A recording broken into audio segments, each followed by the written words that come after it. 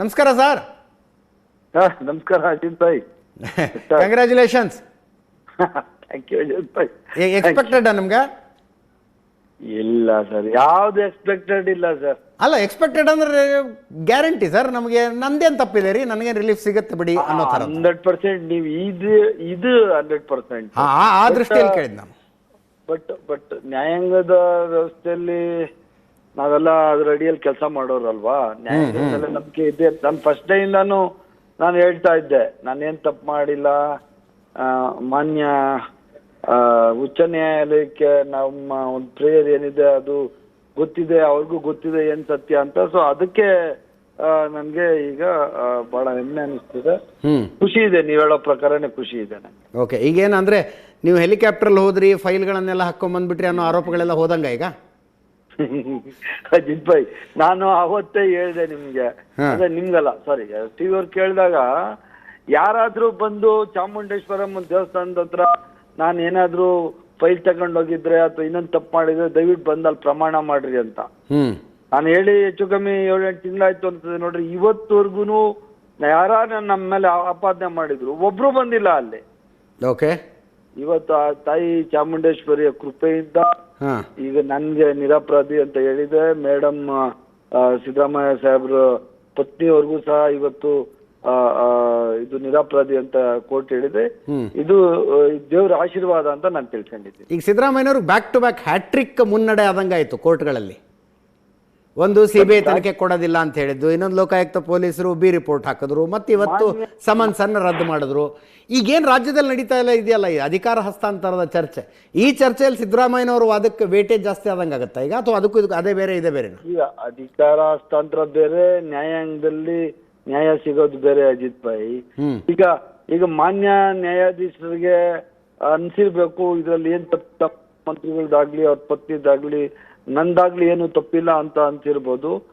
So ಅದ್ರಿಂದ ನಾವ್ finally ನಾನಾಗ್ಲಿ ನೀವಾಗ್ಲಿ ನಮ್ ದೇಶದ ನ್ಯಾಯಾಂಗದ ಬಗ್ಗೆ ತಾನೇ ನಮ್ಗೆ ವಿಶ್ವಾಸ ಇರೋದು. ಸೊ ನ್ಯಾಯಾಂಗ ಇವತ್ತು ಕರೆಕ್ಟ್ ಆಗಿ ಎಲ್ಲ ಸಾಧಕ ಬಾಧಕಗಳನ್ನ ತುಲನೆ ಮಾಡಿ ಕರೆಕ್ಟ್ ಆಗಿ ಇವತ್ತು ತೀರ್ಪು ಕೊಟ್ಟಿದೆ ಅಂತ ನನ್ನ ಭಾವನೆ. ನನ್ನ ವೈಯಕ್ತಿಕವಾಗಿ ನಾನು ಈ ದೇಶದ ನ್ಯಾಯಾಂಗ ವ್ಯವಸ್ಥೆಗೆ ನಾನು ಕೃತಜ್ಞತೆ ಆಗಿರ್ತೀನಿ. ಪ್ರಶಾಂತ್ ನಾಥ್ ಮಾತಾಡ್ತಾರೆ ನೋಡಿ. ನೀವು ಸಿದ್ದರಾಮಯ್ಯನವ್ರಿಗೆ ತುಂಬ ಪರಮಾಪ್ತರು ಭೈರತಿ ಸುರೇಶ್ ಅವರೇ. ಈ ಪ್ರಕರಣ ಬಂದ ನಂತರ ಪರ್ಸ್ನಲಿ ತುಂಬ ಹರ್ಟ್ ಆಗಿದ್ರ ಸಿದ್ದರಾಮಯ್ಯನವರು? ಸಿದ್ದರಾಮಯ್ಯ ಸಾಹೇಬ್ರು ಹೇಳೋದ ನೀವು? 100% ಆಗಿದ್ರು ಸರ್, 100%. ಇದ್ರಲ್ಲಿ ಏನ್ ಮುಚ್ಚುಮರ ಇಲ್ಲ. ಯಾವತ್ತಾದ್ರೂ ಮಾತಾಡಿದ್ರ ಆ ಬಗ್ಗೆ ನಿಮ್ ಜೊತೆ? ಯಾಕಂದ್ರೆ ಆ ಬದಿ ನಮ್ಗೆ ಯಾರಿಗೂ ಹೊರಗಡೆನೆ ಬರಲಿಲ್ಲ ಅದು. ನಾತು ಸರ್, ಅರಿಟ್ ಅಂದ್ರೆ ಅದು ಹೊರಗಡೆ ಹೇಳ್ಕೊಳೋ ಅಂತದ್ದಲ್ಲ. ಯಾಕಂದ್ರೆ ಅವರು ಈ 40 ವರ್ಷಗಳ ಅವ್ರ ರಾಜಕೀಯ ಜೀವನದಲ್ಲಿ ಯಾವುದೇ ತಪ್ಪು ಮಾಡಿಲ್ಲ ಅಂತ ಹೇಳಿ ಎಲ್ರಿಗೂ ಗೊತ್ತಿರೋ ವಿಚಾರ.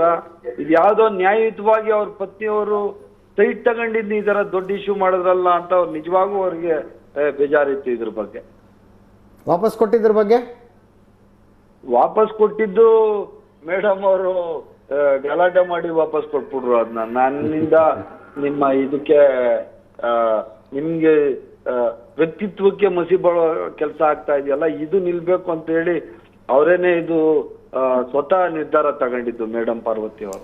ಈ ವಿಷಯದಲ್ಲಿ ನಿಮಗೂ ಅವ್ರಿಗೂ ಒಂದ್ ಸ್ವಲ್ಪ ಮನಸ್ತಾಪ ಬಂತಂತೆಲ್ಲ ಸುದ್ದಿ ಬಂತಲ್ಲ ಸರ್? ನೀವೇನೋ ಮನೆಗೆ ಹೋಗೋದು ನಿಲ್ಸ್ಬಿಟ್ರಂತೆ, ನಿಮ್ಮನ್ನ ಹತ್ರನೂ ಸೇರಿಸ್ತಿಲ್ಲ ಅಂದ್ರು, ಏನದ ಕತೆ?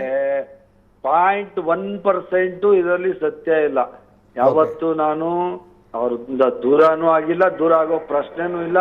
ಮತ್ತೆ ನಂದು ಏನೋ ಪಾತ್ರ ಇಲ್ಲ ಅಂತ ಅವ್ರಿಗೂ ಗೊತ್ತು. ಸುಮ್ನೆ ಗೊತ್ತಲ್ಲ ರಾಜಕಾರಣವಾಗಿ. ನಿಮ್ದೇ ಪಕ್ಷದ ಭೈರತಿಯವರೇ, ನಿಮ್ದೇ ಪಕ್ಷದ ನಿಮ್ದೇ ಸಮುದಾಯದವರೆಲ್ಲ ಅಲ್ಲಿ ಇಲ್ಲಿ ಮಾತಾಡ್ತಿದ್ರು, ನಿಮ್ ಕಿವಿಗೂ ಬಿದ್ದಿರುತ್ತೆ. ನಮ್ಮ ಹತ್ರ ಜಾಸ್ತಿ ಬಂದು ಹೇಳ್ತಾ ಇದ್ರು, ಭೈರತಿ ಸುರೇಶ್ ಇಲಾಖೆಯಿಂದಲೇ ಸಿದ್ದರಾಮಯ್ಯನವ್ರು ಸಿಕ್ಕಾಕೊಂಡ್ಬಿಟ್ರು. ಹೇಳಿರ್ತಾನೆ ಸರ್, ಅಷ್ಟೇನೆ. ಯಾರು ಹೇಳಿರ್ತಾರೆ ಅದು ಯಾರು ಯೂಸಸ್ ಅಷ್ಟೇ. ಇನ್ನೇನು ಅವ್ರಿಗೆ ಹೊಟ್ಟೆ ಉರಿ. ಮೋಸ್ಟ್ಲಿ ನಾನು ಮಂತ್ರಿ ಆಗಿರೋದು ಮತ್ತೆ ಸಿದ್ದರಾಮಯ್ಯನವ್ರ ಜೊತೆಗಿರೋದು ಹೊಟ್ಟೆ ಉರಿ ಅನಿಸ್ತದೆ. ಆ ಯೂಸ್ಲೆಸ್ ಫೆಲೋ ಅವ್ರ ಮಾತುಗಳಿಗೆ ಇವತ್ತು ಮಾನ್ಯ ನ್ಯಾಯಾಧೀಶರು ಸರಿಯಾಗಿ ಉತ್ತರ ಕೊಟ್ಟಿದ್ದಾರೆ ಇವತ್ತು. ಮೊನ್ನೆ ಬಿ ರಿಪೋರ್ಟ್ ಸಲ್ಲಿಕೆ ಆದ್ಮೇಲೆ ಸಿದ್ದರಾಮಯ್ಯನವ್ರ ಜೊತೆ ಮಾತಾಡಿದ್ರ ಈ ವಿಷಯದ ಬಗ್ಗೆ? ಬಿ ರಿಪೋರ್ಟ್ ಯಾವ್ದು? ಇದ್ರ ಲೋಕಾಯುಕ್ತದ ಇಲ್ಲ, ಲೋಕಾಯುಕ್ತ ರಿಪೋರ್ಟ್ ಅದು ಏನ್ ಬರ್ತದೆ ಏನ್ ಬರಲ್ಲ ಅನ್ನೋದ್ರ ಮೇಲೆ ನಾವೇನು ಅವಲಂಬಿತರಾಗಿರ್ಲಿಲ್ಲ. ಲೋಕಾಯುಕ್ತ ಅನ್ನೋದು ಸ್ವತಂತ್ರ ಸಂಸ್ಥೆ, ಅವ್ರು ಏನ್ ರಿಪೋರ್ಟ್ ಹಾಕ್ತಾರೆ ಅದನ್ನ ನಾವು ಏನು ನಮ್ದೇನು ಅದರಲ್ಲಿ ಮಾತು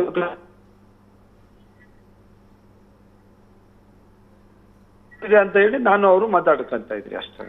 ಈ ಕುಮಾರಸ್ವಾಮಿ ಪದೇ ಪದೇ ಹೇಳ್ತಿದ್ರಲ್ಲ, ನೀವು ಹೆಲಿಕಾಪ್ಟರಲ್ಲಿ ಹೋದ್ರಿ, ನೀವು ಫೈಲ್ ತಂದಿರ್ಲಿಕ್ಕಿಲ್ಲ, ಫೈಲ್ ತಂದಿದ್ದೆಲ್ಲ ಸ್ವಲ್ಪ ಎಕ್ಸಾಗ್ರೇಟ್ ಇರ್ಬೋದು, ಬಟ್ ಹೆಲಿಕಾಪ್ಟರಲ್ಲಿ ಮೈಸೂರಲ್ಲಿ ಹೋಗಿದ್ದು ನಿಜಾನ ಆ ಕೇಸ್ ಬಂದ್ಮೇಲೆ? ಸರ್, ನಾನು ಪ್ರಸಾದ್ ನಾಥ್ ಅವರೇ ಸ್ವತಃ ಮಾನ್ಯ ಕುಮಾರಸ್ವಾಮಿ ಅವರೇ ಬಾಡಿಗೆ ಕೊಟ್ಟು ಏನೋ ಹೆಲಿಕಾಪ್ಟರ್ ಓಡಾಡ್ತಾರೆ, ನಾನೇನಾದ್ರು ಅದ್ರ ಬಗ್ಗೆ ಕಾಮೆಂಟ್ ಮಾಡಕ್ ಆಗ್ತದಾ? ನಾನು ಯೂಶುವಲಿ ನಾನು ಬಹಳ ಸರ್ತಿ ನಾನು ಹೆಲಿಕಾಪ್ಟರ್ ಓಡಾಡ್ತೀನಿ.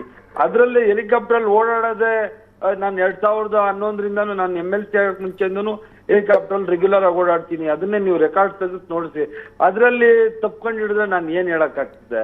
ಅಲ್ಲಲ್ಲ, ಅದು ಏನಾಯ್ತಂದ್ರೆ ಅವಸರವಾಗಿ ಅರ್ಜೆಂಟಿಗೆ ಹೋಗ್ಬಿಟ್ರು, ಅಷ್ಟು ಅರ್ಜೆಂಟ್ ಇತ್ತಿದನ್ನ ಅಂತ ಹಂಗೆ ಹೇಳಿದ್ದು.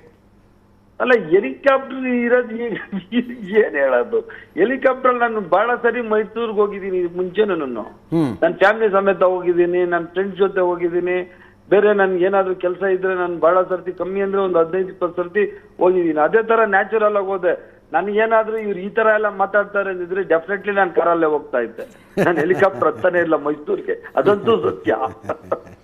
ಈ ರಾಜನ ಪಕ್ಕದಲ್ಲಿ ಇರ್ತಾರಲ್ವಾ, ನೀವು ಅವತ್ತೇನ್ ಡ್ರೈವ್ ಮಾಡ್ಕೊಂಡು ಬಂದ್ರಿ ನೋಡಿ ಸಿದ್ದರಾಮಯ್ಯನವ್ರನ್ನ ಕರ್ಕೊಂಡು, ಅವತ್ತಿನ ಚೀಫ್ ಮಿನಿಸ್ಟರ್, ಅವತ್ತೇ ನನಗೆ ಅನ್ಸಿತ್ತು ಬೈರತಿ ಸುರೇಶ್ ಒಂದಿಲ್ಲ ಒಂದು ಕಾರಣಗಳಿಂದ ಮುಂದಿನ 3-4 ವರ್ಷಗಳ ಕಾಲ ಸದಾ ಸುದ್ದಿಯಲ್ಲಿರ್ತಾರೆ ಅಂತ. ಇಲ್ಲ, ಇದು ಬ್ಯಾಡ್ವಿದ್ದು ಸುದ್ದಿ ಸರ್. ಇದು ನಾನು ಮಾಡ್ದಿದ್ದ ಇದಕ್ಕೆ ನಾನೇ ಮಾಡ್ದೆ ಅಂತ ಏನೋ ಹೇಳಿ ಇದನ್ನ ಮಾಡ್ದಿದ್ದು. ನಾವು ಸದಾ ಸುದ್ದಿಯಲ್ಲಿ, ಒಳ್ಳೆ ಸುದ್ದಿಯಲ್ಲಿದ್ರೆ ಓಕೆ, ಅಟ್ಲೀಸ್ಟ್ ನಾವು ಬಹಳ ಮರ್ಯಾದಸ್ಥ ಕುಟುಂಬದಿಂದ, ವ್ಯಾಪಾರಿ ಕುಟುಂಬದಿಂದ ಬಂದವರು ಸರ್. ನಮ್ಗೆ ಇದೆಲ್ಲ ಹೇಳಿದ್ರೆ ಸ್ವಲ್ಪ ಹರ್ಟ್ ಆಗ್ತದೆ, ಬಟ್ ಏನ್ ಮಾಡಕ್ ಆಗ್ತದೆ? ಸಾರ್ವಜನಿಕರ ಜೀವನದಲ್ಲಿ ಸಹಿಸ್ಕೋಬೇಕು ಅಂತೆಲ್ಲ ಹಿರಿಯರು ಹೇಳ್ತಾರೆ, ಅದಕ್ಕೆ ಸುಮ್ಮನೆ ಇದ್ದೀನಿ. ಎಂದು ಸಿಗದವ್ರು ಇವತ್ತು ಸಿಕ್ಕಿದಿರಿ. ಇನ್ನೊಂದು ಪ್ರಶ್ನೆ ಕೇಳೇ ಬಿಡ್ತೀನಿ ಬೈರತಿ ಸುರೇಶ್ ಅವರೇ, ಯಾಕಂದ್ರೆ ನಾವು ರಾಜಕೀಯ ವರದಿಗಾರರು, ನೀವು ರಾಜಕಾರಣಿಗಳು, ಎಂದು ಸಿಗೋಲ್ಲ, ನೀವು ಕೇಳೇ ಬಿಡ್ತೀನಿ. ನವೆಂಬರ್ನಲ್ಲಿ, ಅಕ್ಟೋಬರ್ನಲ್ಲಿ ಬದಲಾವಣೆ ಅಂತ ದಿನಾ ಚರ್ಚೆ ಕೇಳ್ತಾ ಇರ್ತೀವಿ ನಾವು. ನೀವು ಅತ್ಯಂತ ಸಿದ್ದರಾಮಯ್ಯನವರ ಪರಮಾಪ್ತರು, ಏನ್ ಪ್ರತಿಕ್ರಿಯೆ ಕೊಡ್ತೀರಿ ಅದಕ್ಕೆ? ನಾನು ಪ್ರಾಮಾಣಿಕವಾಗಿ ಹೇಳ್ತೀನಿ ಸರ್, ಎಲ್ಲಾನು ಹೈಕಮಾಂಡ್ ಮಟ್ಟದಲ್ಲಿ ತೀರ್ಮಾನ ಆಗುವಂಥದ್ದು. ಬಟ್ ಆ ರೀತಿ ಚರ್ಚೆ ಉಂಟು, ಹೈಕಮಾಂಡ್ ಮಟ್ಟದಲ್ಲೂ ಆ ರೀತಿ ಚರ್ಚೆ ಇದೆ.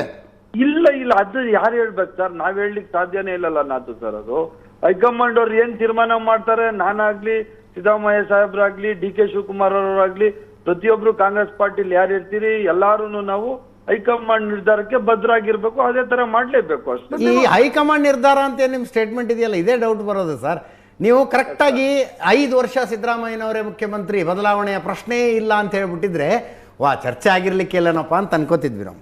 ಹೈಕಮಾಂಡ್ ತೀರ್ಮಾನ ಅಂದಾಗ ಏನೋ ಒಂದು ತೀರ್ಮಾನ ತಗೊಳ್ಳೋದಿದೆ ಅಂತ ಅಜಿತ್ ಭಾಯ್ ಒಂದ್ ಹೇಳ್ತೀನಿ, ನೀವು ಕೇಳಿದ್ ನಾನು ಹೇಳಿದೆ ಅಷ್ಟೇ. ನೆನ್ನೆ ರೈಟ್ ನಾವು ಸಿದ್ದರಾಮಯ್ಯ ಸಾಹೇಬರು ಈ ರಾಜ್ಯದ ಮುಖ್ಯಮಂತ್ರಿ ಇದ್ದಾರೆ, ಉಪಮುಖ್ಯಮಂತ್ರಿಗಳಾಗಿ DK ಶಿವಕುಮಾರ್ ಅವರು ಇದ್ದಾರೆ, UD ಮಿನಿಸ್ಟರ್ ಆಗಿ ನಾನು ಬೈರತಿ ಸುರೇಶ್ ಇದ್ದೀನಿ. ಮುಂದಿನ ದಿವಸಗಳಲ್ಲಿ ಚೇಂಜ್ ಮಾಡ್ಬೇಕಾ ಬಿಡಬೇಕಾ ಅನ್ನೋದು ಅದು ಹೈಕಮಾಂಡ್ ಸೇರಿದ್ದ ಅಂತ ಹೇಳೋದಷ್ಟೇ ನನ್ನ ಉದ್ದೇಶ.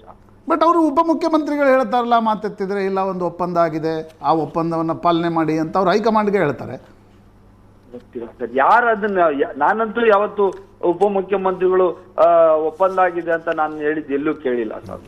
ನಾನು ಯಾವ ಟಿವಿಲೂ ನಾನು ನೋಡಿಲ್ಲ, ನಾನು ಹೇಳೋದು ನಾನಂತೂ ಕೇಳಿಲ್ಲ ಸರ್. ಸ್ವಲ್ಪ ಇಂಗ್ಲಿಷ್ ಚಾನಲ್ ನೋಡಿ ಸರ್, ಟೈಮ್ಸ್ ನಾವು ಹೇಳಿದ್ದು ನಾನು ನೋಡಿಲ್ಲ ಸರ್. ಅದು ನಾನು ನೋಡಿಲ್ಲ, ಅವ್ರು ಹೇಳಿದ್ರೇನು ಅದು ಅವ್ರ ವೈಯಕ್ತಿಕ ಅಭಿಪ್ರಾಯ. ಹೋಗ್ಲಿ ಬಿಡಿ. ಇವತ್ತು ಹ್ಯಾಪಿ ನ್ಯೂಸ್ ಬಂದಿದೆ, ಹೈಕೋರ್ಟ್ ಇಂದ ಹ್ಯಾಪಿ ನ್ಯೂಸ್ ಬಂದಿದೆ. ಬೈರತಿ ಸುರೇಶ್ ಅವರ ಪಾರ್ವತಮ್ಮನವರು ಎಂದು ಬಹಿರಂಗವಾಗಿ ಕಾಣಿಸ್ಕೊಂಡಿಲ್ಲ. ನಂಗೆ ಗೊತ್ತಿಲ್ಲ ಈಗ ನಿಮ್ಗೆಲ್ಲ ಸಿಗ್ತಾರೋ ಇಲ್ಲೋ ಅಂತ. ಅವರು ತುಂಬಾ ನೊಂದ್ಕೊಂಡಿದ್ರ ಯಾರಿಗಾದ್ರೂ? ಯಾಕಂದ್ರೆ ಪಾರ್ವತಮ್ಮನವರು ಎಂದು ಬಹಿರಂಗವಾಗಿ ಎಲ್ಲೂ ಇವತ್ತಿನವರೆಗೂ ಸಿದ್ದರಾಮಯ್ಯನವ್ರ ಜೊತೆ ಅವರನ್ನು ನಾವು ನೋಡಿಲ್ಲ ಸರ್. ಒಂದ್ ಮಾತು ಹೇಳಲಿಕ್ಕೆ ಇಚ್ಛೆ ಪಡ್ತೀನಿ ಸರ್.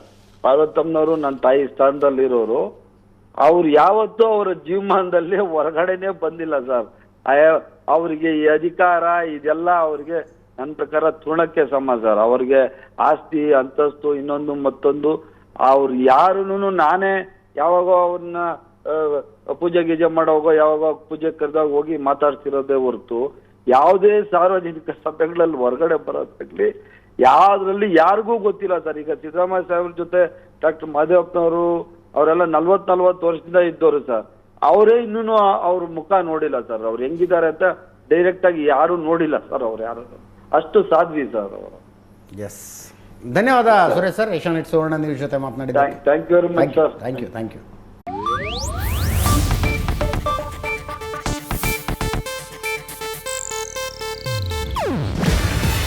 ಇದು ಏಷ್ಯಾನೆಟ್ ನ್ಯೂಸ್ ನೆಟ್ವರ್ಕ್ ಪ್ರಸ್ತುತಿ. ನೀವು ನೋಡ್ತಿದ್ದೀರಾ ಏಷ್ಯಾನೆಟ್ ಸುವರ್ಣ ನ್ಯೂಸ್.